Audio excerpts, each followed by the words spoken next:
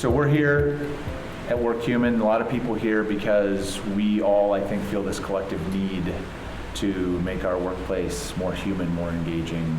I thought you were going to say because we're all human. Because we're all, well, it goes without saying. So what have you been seeing in your work with your clients? What are your clients feeling are the biggest challenge right now to engaging employees?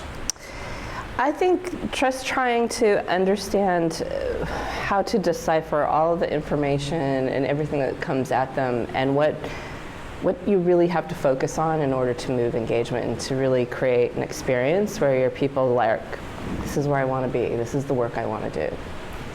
So knowing what matters? Knowing what matters, I think, and there's a lot of noise and there's a lot of misinformation, particularly legacy information that isn't correct, and just sort of wiping away all that clutter and getting to how do we create really human, engaging work environments.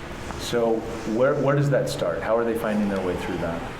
Well, I have a strong opinion on where they should start. Sure.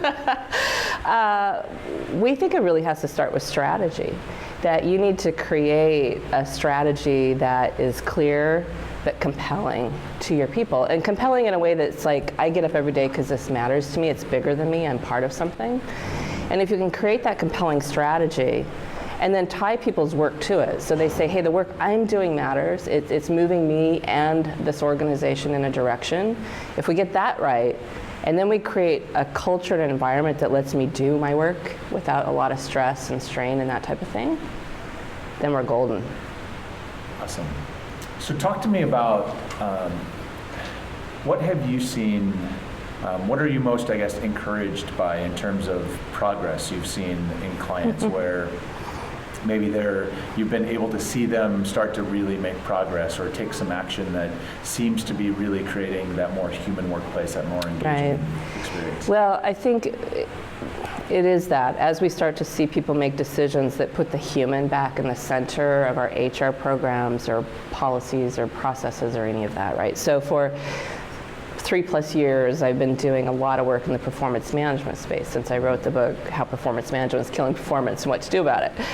And with the clients that we're working with, those that have the courage to make the choices, to let go of ratings and rankings and stackings and all of those things, and to put employees back at the center and to talk about their development and their growth, and to break up the weirdness we do in compensation and get back to it, like connecting people to market-based pay and the work that they do and those types of things. So I think that's what's all really important.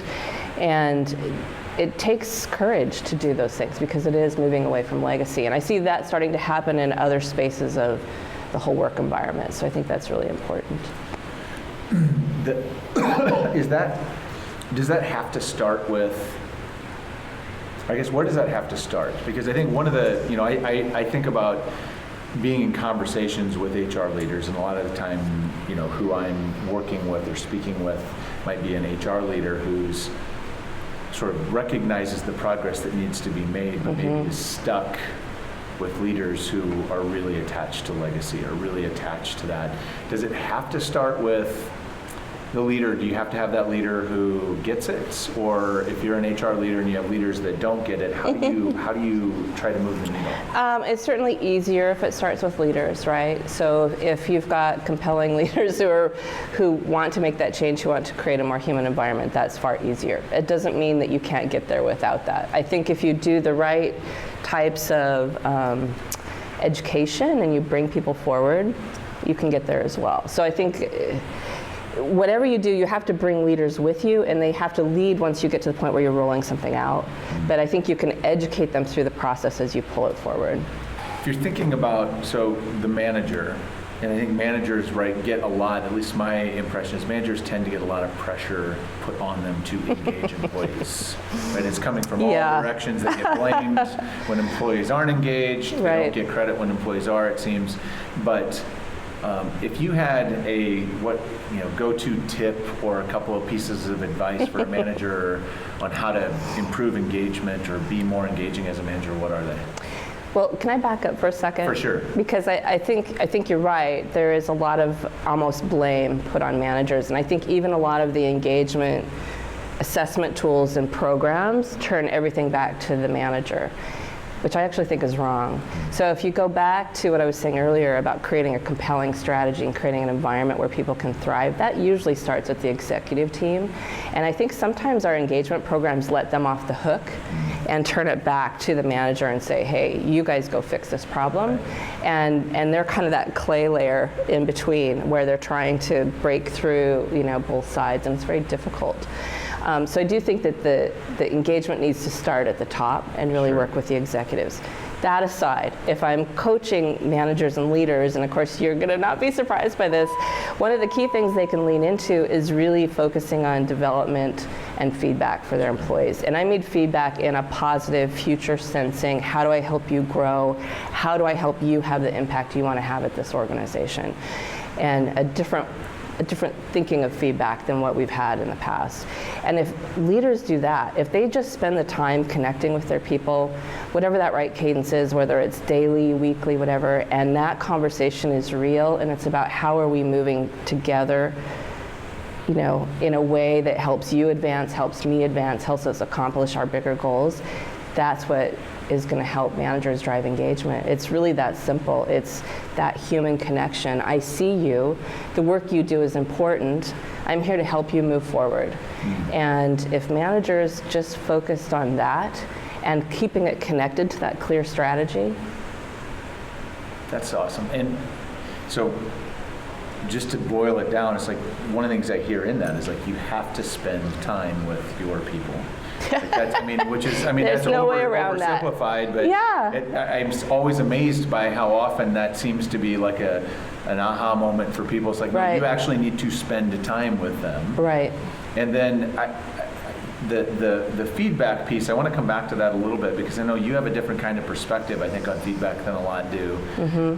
One of the management dogmas, I guess, that we have in place is that we have to give critical feedback. That's part of growth. We can't grow without critical feedback. And so we think as managers, when I'm supposed to spend time with you and give you feedback, that means being critical. No, that's not your take on it. So tell us how you think about feedback. Well, and that is a big problem. So most leaders or managers think that they give more feedback than they do, first off. So they probably aren't giving nearly as much as in their head they think they are, because they're probably running it through their brain a lot, but not actually verbalizing anything very much. And I think a lot of the reason they don't is because there is this misguided idea that it needs to be critical, or I need to tell you what you're doing wrong, or I need to focus on that thing that's broken, which is dead wrong. We need to focus on the thing that is working. We need to focus on the thing that is strength. And so if managers leaned far more into positive feedback, if they were terrified of ever giving any kind of critical feedback and they only gave positive feedback, they would still be far better off.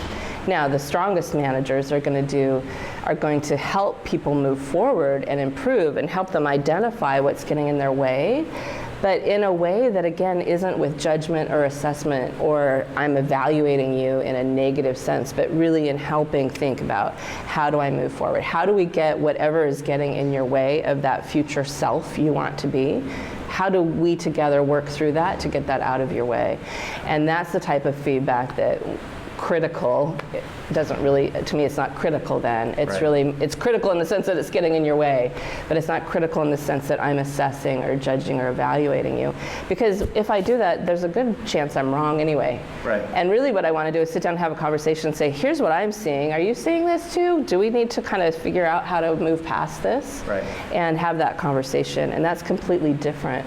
But even going back to the connections and spending time, it doesn't even have to be feedback time. It can just be, how are you? What are you working on? What's going well? How are you getting along with your colleagues? Whatever the conversation is, I think just spending time is so important. It sends a pretty strong message. It sends a very strong message. Last question, and this is it's a fun one we've been asking. I personally have a love-hate relationship with just sort of the practice of management. And so one of the questions I've been asking is if you had a magic wand and could sort of wave it and sort of put one practice of management into extinction, make it go away in 2019, a practice or an approach or a mindset, what would it be? anonymous feedback. I love that. Like the 360, people getting feedback or insights or perspectives from the people you work with in all facets is a wonderful thing. But it needs to be in a conversation. It needs to be, I know who is providing me that insight, so it has context and perspective. The anonymous feedback is a dangerous, mean-spirited tool that gets deployed in way too many organizations. That's, I agree. So thank you for that. Thank you for that. Tamra, thank you for coming. Oh, Appreciate thank your you. time. Thank This is you. awesome.